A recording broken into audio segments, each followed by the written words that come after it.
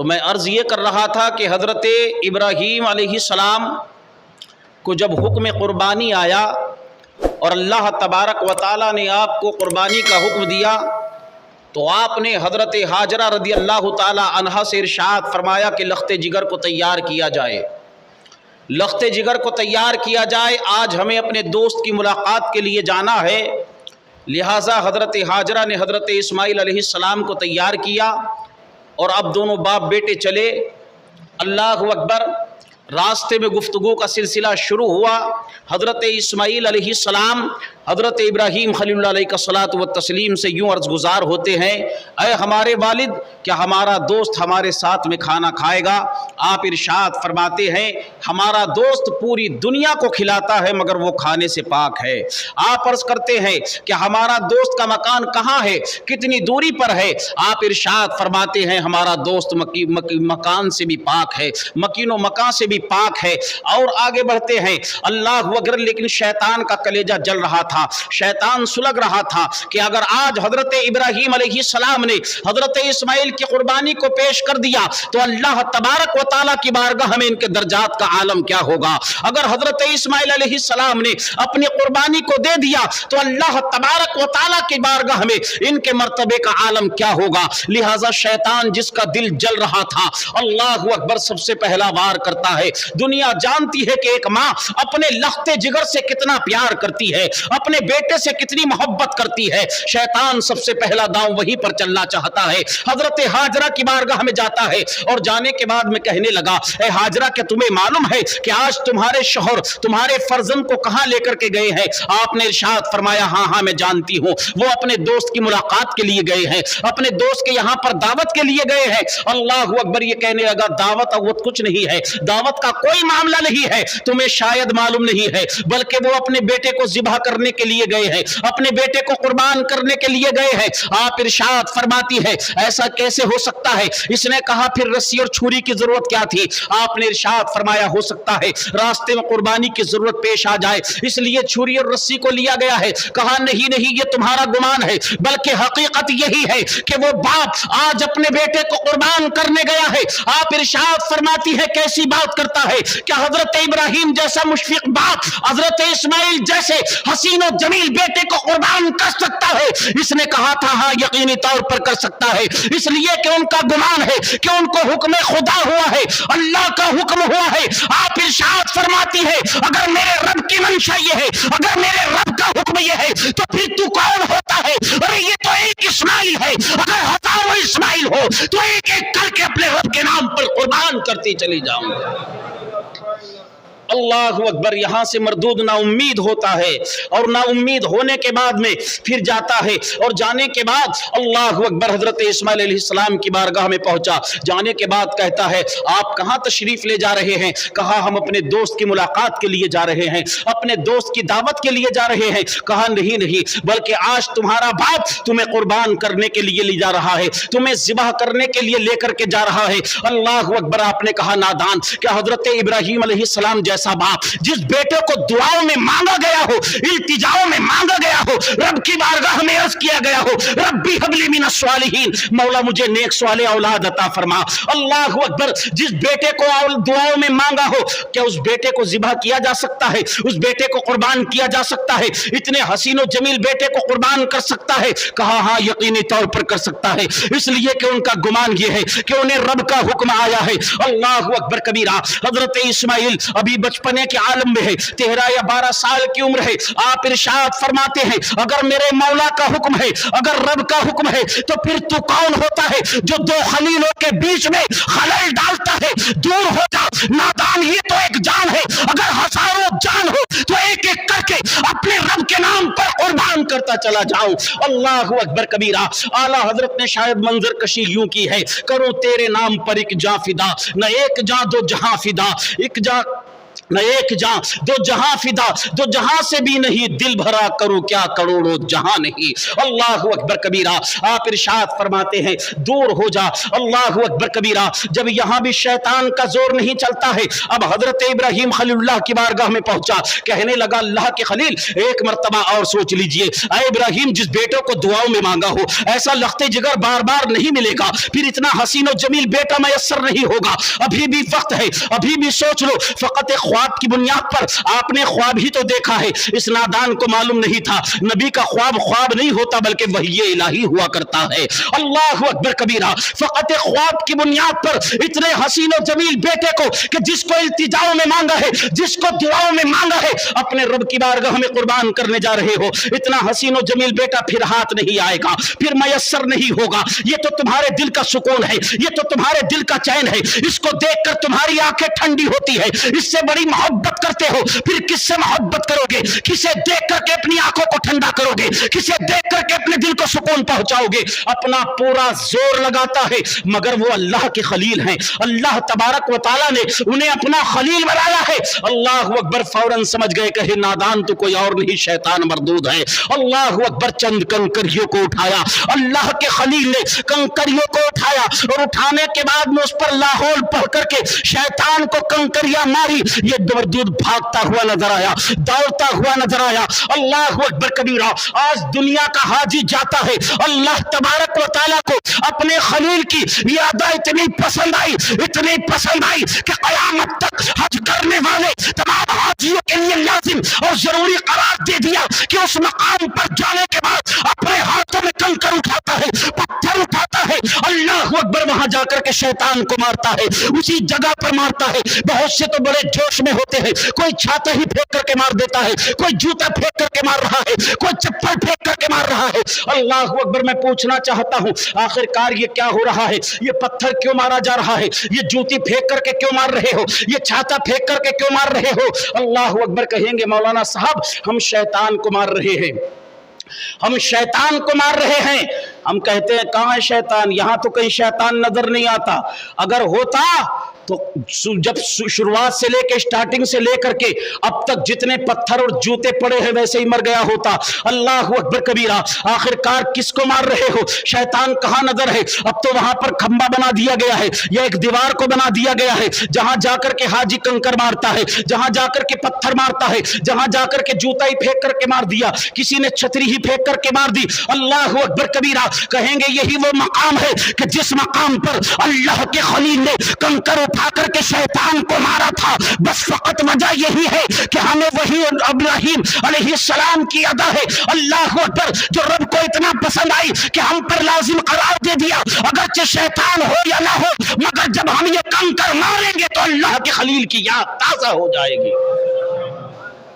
اللہ اکبر۔ آگے بڑھے ابراہیم علیہ الصلوۃ والتسلیم، اور پھر جا کر کے جب مینا کے مقام پر پہنچے جہاں قربانی پیش کی جاتی ہے، آپ نے اپنے بیٹے سے کہا اے میرے لخت جگر، میں نے خواب دیکھا ہے، اللہ اکبر کبیرہ، کہ تجھے قربان کرتا ہوں، بتا تیرا کیا ارادہ ہے؟ اللہ اکبر۔ یہاں پہ اللہ اکبر محدثین فرماتے ہیں آخر کار وجہ کیا ہے؟ مفسرین فرماتے ہیں آخر کار وجہ کیا ہے؟ حضرت ابراہیم خلیل اللہ نے اٹل فیصلہ کر لیا تھا اپنے لخت جگر کو قربان کرنے کا۔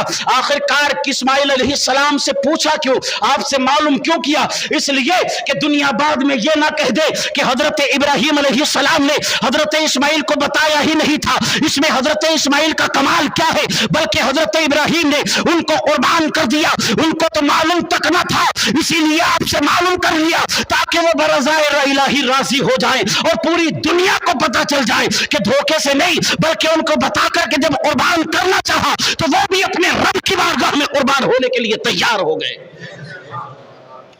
آپ نے کہا کیا ارادہ ہے؟ اللہ کا قرآن کہتا ہے آپ نے کہا ہے والد محترم جو تمہیں دکھایا گیا ہے، جو آپ نے دیکھا ہے آپ پورا کریں، انشاءاللہ آپ مجھے صابرین میں سے پائیں گے، شاکرین میں سے پائیں گے۔ اللہ اکبر کبیرہ۔ جب بیٹا اور باپ دونوں نے اپنے رب کے حکم پر اپنی گردنوں کو رکھ دیا، اپنی گردن کو جھکا دیا، آج باپ اپنے بیٹے کے حلقوم پر چھری چلانے کے لیے تیار ہو گیا۔ اللہ اکبر کبیرہ۔ حضرت اسماعیل علیہ السلام عرض کرتے ہیں اے میرے والد محترم میری چند گزارشیں ہیں انہیں قبول فرما لیجئے، التجائے ہیں قبول فرما لیجئے۔ آپ نے ارشاد فرمایا، فرمائیے آخر کار بتائیے تو صحیح کیا ہے؟ عرض کرتے ہیں ایک تو یہ ہے کہ میرے ہاتھ اور پاؤں کو رسی سے اچھی طریقے سے باندھ لیجئے، کہیں ایسا نہ ہو جب آپ چھری چلائیں اور میرا جسم تڑپے اور پھڑکے اور میرے چند خون کے چھینٹے نکل کر کے آپ کے جبے پر، آپ کے کپڑوں پر گر جائے اور میں نافرمانوں میں ہو جاؤں۔ آج میرا وہ نادان جو باپ کے سامنے آنکھیں نکال کر کے کھڑا ہوتا ہے، باپ کا گریبان تھام کر کے کھڑا ہوتا ہے، باپ کے سامنے زبان درازی کرتا ہے، نادان، اللہ اکبر کبیرہ، یہ کون ہے؟ یہ حضرت اسماعیل ہے، 12 یا 13 سال کی عمر شریف ہے، اللہ اکبر کبیرہ، یہ 12 یا 13 سال کی عمر شریف ہے، اور کتنے آداب ہیں، کتنے مؤدب ہیں، کتنے ادب ہیں، اللہ اکبر کبیرہ، اپنے باپ کی بارگاہ میں عرض کر رہے ہیں کہیں ایسا نہ ہو کہ خون کے چھینٹے تڑپنے کی وجہ سے آپ کے لباس پر چلے جائیں اور میں جو ہے نافرمانوں میں ہو جاؤں، اس لیے رسی سے باندھ لینا۔ دوسرا یہ ہے کہ مجھے آپ پیشانی کے بل زمین پر لٹانا، کہیں ایسا نہ ہو اللہ اکبر جب چھری چل رہی ہو، جب آپ چھری چلا رہے ہو اور آپ کی نظر میرے چہرے پر پڑ جائے، اللہ اکبر اس ٹائم باپ کی محبت امنڈ کر کے آ جائے، اللہ اکبر، اور رب کے حکم کو ادا کرنے میں کچھ تقصیر ہو جائے، کچھ دیر واقع ہو جائے، اس لیے مجھے پیشانی کے بل لٹا دینا۔ اللہ اکبر کبیرہ۔ آپ نے کہا اور بتائیں؟ کہا یہ میرا کرتا لے جا کر کے میری والدہ کو دے دینا اور ان سے کہنا غم نہ کرنا، فکر نہ کرنا، تیرا بیٹا ایسے رحمان اور رحیم کے پاس گیا ہے کہ جو تجھ سے بڑھ کر کے مہربان ہے۔ اللہ اکبر کبیرہ۔ جب باپ بیٹے دونوں تیار ہو گئے، باپ نے اپنے بیٹے کے ہاتھ پاؤں کو باندھ دیا، اللہ اکبر، چھری کو حلقوم پر رکھ دیا، چھری کو گردن پر رکھ دیا گیا، اللہ اکبر، زمین و آسمان کا ذرہ ذرہ دیکھ رہا تھا، کائنات کا ذرہ ذرہ دیکھ رہا تھا، ملائکہ اس منظر کو مشاہدہ کر رہے تھے، رب کے فرشتے دیکھ رہے تھے، داد و تحسین دے رہے تھے، اللہ اکبر، مرحبا کی صدائیں بلند ہو رہی تھی، اہلاً و سہلاً مرحبا کی صدائیں بلند ہو رہی تھی۔ آج ایک خلیل اپنے رب کے حکم پر اپنے بیٹے کو رب کی بارگاہ میں ذبح کرنے جا رہا ہے، قربان کرنے جا رہا ہے، مبارکبادیاں پیش کی جا رہی تھی، اللہ اکبر کبیرہ، کائنات کا ذرہ ذرہ دیکھ رہا تھا، اللہ اکبر، اللہ کے خلیل نے اپنی چھری کو اپنے لخت جگر کے حلقوم پر رکھا، اب چھری کو چلانا چاہتے ہیں مگر چھری چلنے کا نام نہیں لیتی، اللہ اکبر، پھر سے اس کو پتھر پر رگڑتے ہیں، پھر سے تیز کرتے ہیں، پھر چلانا چاہتے ہیں، پھر چھری نہیں چلتی ہے، پھر پتھر پر تیز کرتے ہیں، اللہ اکبر کبیرہ، پھر چلانا چاہتے ہیں مگر چھری نہیں چلتی، آخر کار آپ نے جھنجلا کر کے چھری کو زمین پر دے مارا، روایت میں آتا ہے کوئی پتھر تھا، 2 ٹکڑے ہو گیا، ارشاد فرماتے ہیں تو نے اس پتھر کو 2 ٹکڑوں میں تبدیل کر دیا، مگر اسماعیل کا گلا جو نرم و نازک ہے اس کو کیوں نہیں کاٹتی ہے؟ وجہ کیا ہے؟ چھری زازان حال سے عرض کرتی ہے، اللہ اکبر، عرض کرتی ہے آپ کی بارگاہ میں، اللہ کے خلیل ذرا یہ تو بتائیں کہ جب آپ کو نار نمرود میں ڈالا گیا تھا، جب آپ کو نمرود کی بھڑکائی ہوئی آگ کے شعلوں میں ڈالا گیا تو اس آگ نے آپ کو کیوں نہ جلایا؟ آپ نے ارشاد فرمایا اس لیے کہ آگ کو رب کائنات کا حکم پہنچا تھا، یا نار کونی بردم و سلاما علی ابراہیم، اے آگ ابراہیم کو مت جلانا بلکہ سلامتی اور ٹھنڈی ہو جا، اللہ اکبر، سلامتی والی اور ٹھنڈی ہو جا، آگ کو رب کا حکم پہنچا تھا، اس لیے آگ نے مجھے نہیں جلایا۔ بزبان حال سے یہ خنجر، یہ چھری عرض کرتی ہے، اے اللہ کے خلیل، اس آگ کو ایک مرتبہ حکم الہی ہوا تھا مگر مجھے 70 مرتبہ رقمہ حکم آ چکا ہے، خبردار میرے اسماعیل کا بال بھی بیکا مت کرنا۔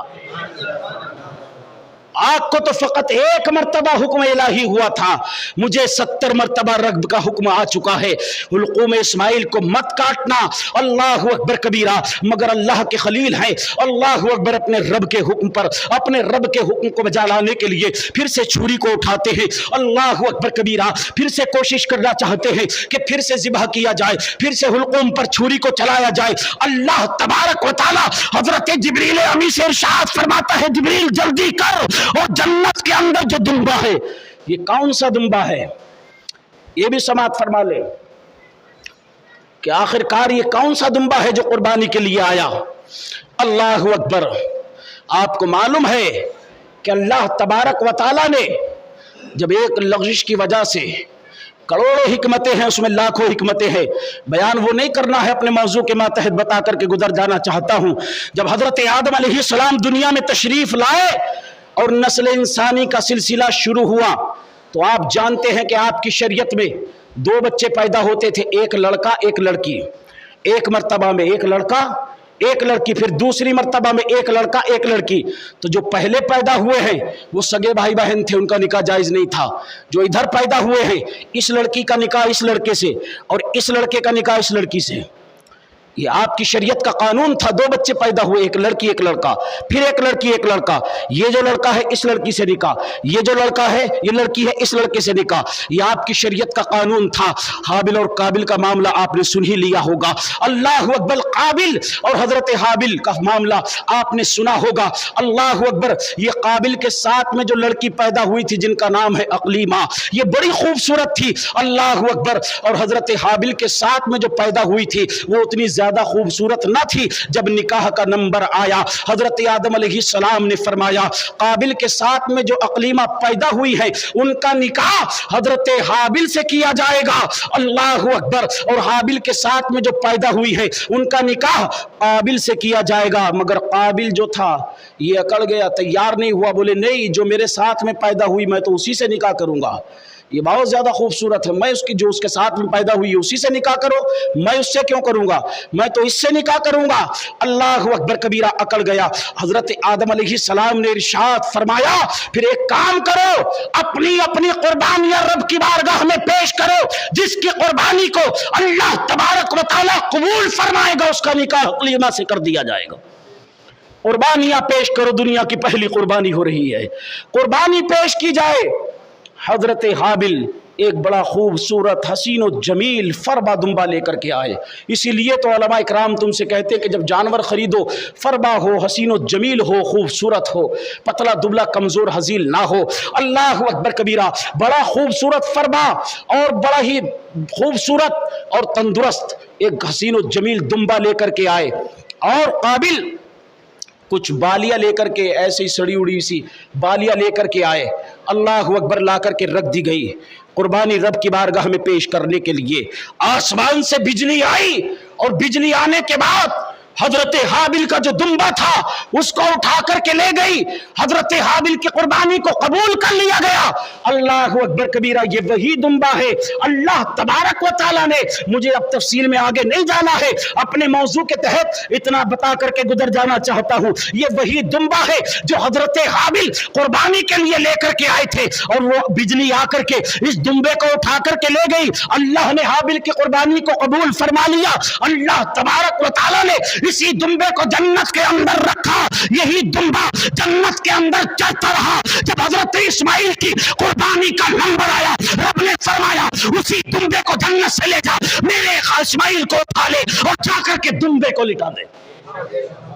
ये वही दुम्बा है जो हजरत हाबिल ने अपनी कुर्बानी के लिए लेकर के आए थे। अल्लाह ने कुर्बानी को कबूल फरमा लिया था।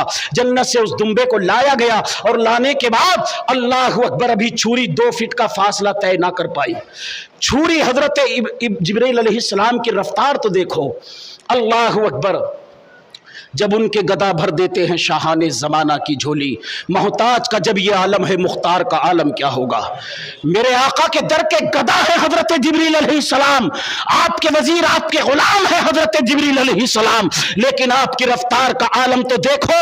बाप और बेटा आमने सामने है। अल्लाह के खलील ने छुरी को उठाया है ताकि हुल्कुम इस्माइल पर चलाई जा सके, बेटे को रब की बारगाह में ज़िबह कर सके। उधर हजरत जिब्रील को हुक्म होता है सिदरतुल मुंतहा पर है, सिदरतुल मुंतहा से जन्नत जाना है, जन्नत से 7 आसमानों को पार करना है, जमीन पर आना है। अल्लाह अकबर कबीरा। कितनी मुसाफत है। ऐ मेरे प्यारे जरा सोच करके देख। अल्लाह अकबर कबीरा। सोचोगे तो तुम्हें यकीनी तौर पर मालूम हो जाएगा कि जिब्रील की रफ्तार का आलम क्या है। और जब जिब्रील की रफ्तार का आलम यह है तो मेरे आका की रफ्तार का आलम क्या होगा।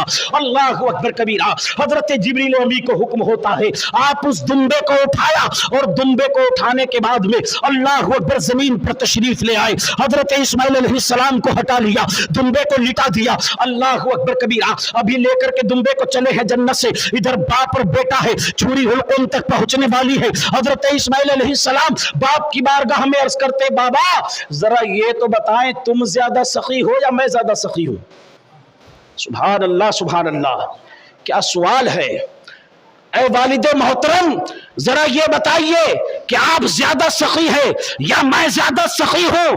حضرت ابراہیم خلیل اللہ ارشاد فرماتے ہیں میں زیادہ سخی ہوں کہ تجھ جیسے حسین و جمیل بیٹے کو اپنے رب کی بارگاہ میں قربان کرنے جا رہا ہوں. حضرت اسماعیل علیہ السلام عرض کرتے ہیں نہیں نہیں والد محترم، آپ زیادہ سخی نہیں ہیں بلکہ میں زیادہ سخی ہوں. آپ کے اور بھی بیٹے ہیں، آپ ان کو دیکھ کر کے اپنے دل کو سکون دے سکتے ہیں، اپنی آنکھوں کو ٹھنڈا کر سکتے ہیں، ان سے پیار کر سکتے ہیں، مگر میری فقط تنہا ایک جان ہے جو رب کی بارگاہ میں قربان کرنے جا رہا ہوں، لہذا میں زیادہ سخی ہوں. رب کی رحمت نے پکار کر کے کہا تھا اے میرے خلیل نہ تو زیادہ سخی ہے، اے میرے اسماعیل نہ تو زیادہ سخی ہے بلکہ تم دونوں سے زیادہ میں سخی ہوں، اس لیے کہ تیرے بیٹے کا بال بھی باقا نہ ہوگا مگر تجھے قربانی کا ثواب عطا فرما دوں گا. اے اسماعیل تیرا بال بھی بیکا نہ ہوگا مگر تجھے ذبح اللہ کا لقب عطا فرما دوں گا.